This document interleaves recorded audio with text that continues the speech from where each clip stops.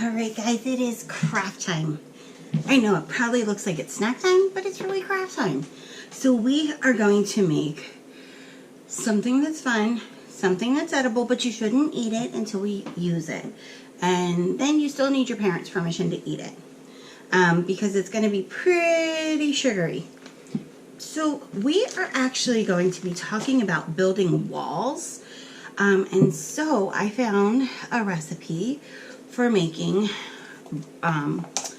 Play-Doh that looks like bricks. Or it's kind of, oh, it's brown.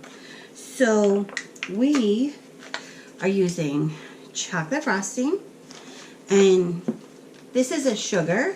It's called confectioner sugar. Some of you might have used it to help your mom or your grandparents or aunties, somebody in your family to bake. But we're actually using it for our Play-Doh. So this is only 2 ingredients. Chocolate frosting and then powdered sugar. Now, I believe on our virtual bulletin, you will actually find what they call for with the recipe is how much powdered sugar, how much frosting to use. So right now, I am going to pour some of this in here. I'm not going by the recipe.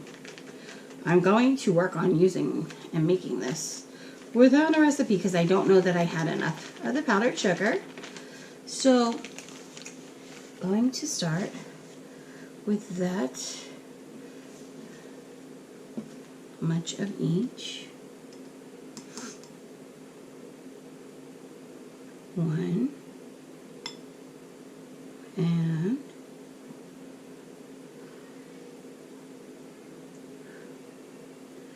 we're going to mix it all together. Keep mixing. I took off my ring, so if I have to, I can get my hands in there and really mix it up. And keep it from, whoop, missed this bit that's on the knife. So let me get a little bit of powder on that, so hopefully it won't stick to my hands so much.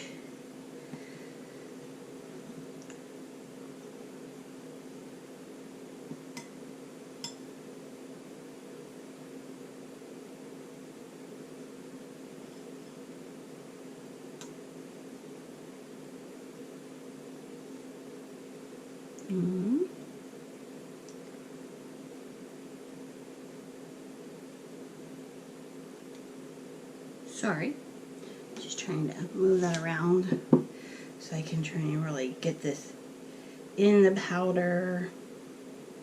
Mix it up well. I'm going to actually slide it away from the stuff that I've recently added.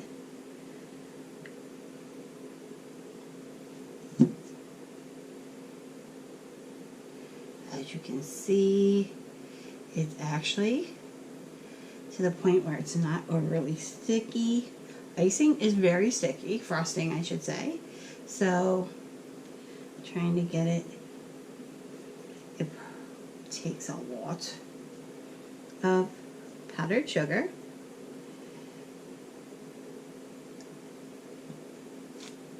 To work in there. I'm going to add a little more from our bag. Like I said, you can look at our virtual bulletin and you'll actually have the correct amount for the recipe.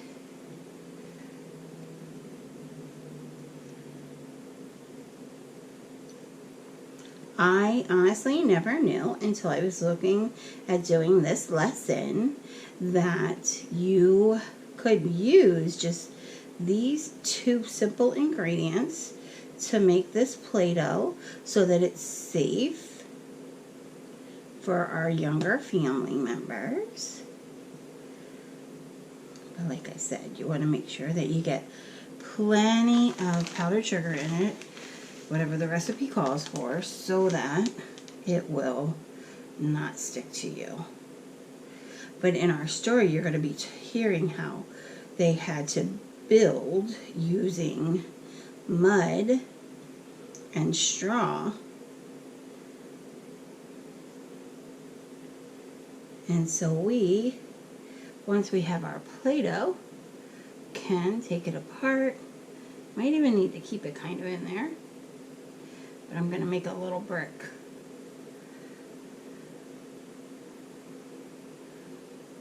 I'm sure this, this kind of looks like mud. And can you imagine if you had to build something out of mud and straw and live in it or anything like that today? Use it.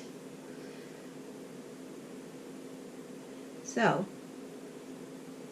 when you're done, you can play with it when you get it to the right consistency. Or if you have this stuff at home, or you have Play-Doh at home, you can feel free to make your own little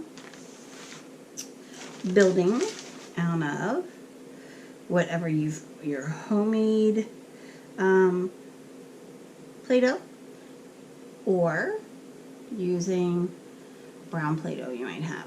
I don't think I've ever really had brown Play-Doh unless I bought a packet of it. So, as you can see, this is I'm being gentle with it, but reshaping it and forming it into our mud bricks.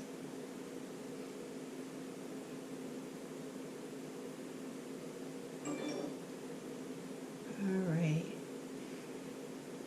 And again, some families have different recipes. I just wanted to do one that was completely edible and safe to use if for some reason somebody got it in their mouth. Alright. So, as you can see, I have built my little wall with my mud bricks. So, I hope you have fun. It's a really ooey gooey. As I said, look for the measurements, and you too can make your own Play-Doh.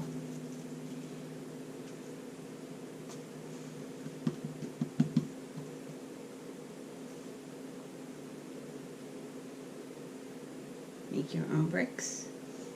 Hope you enjoy this craft. Having fun.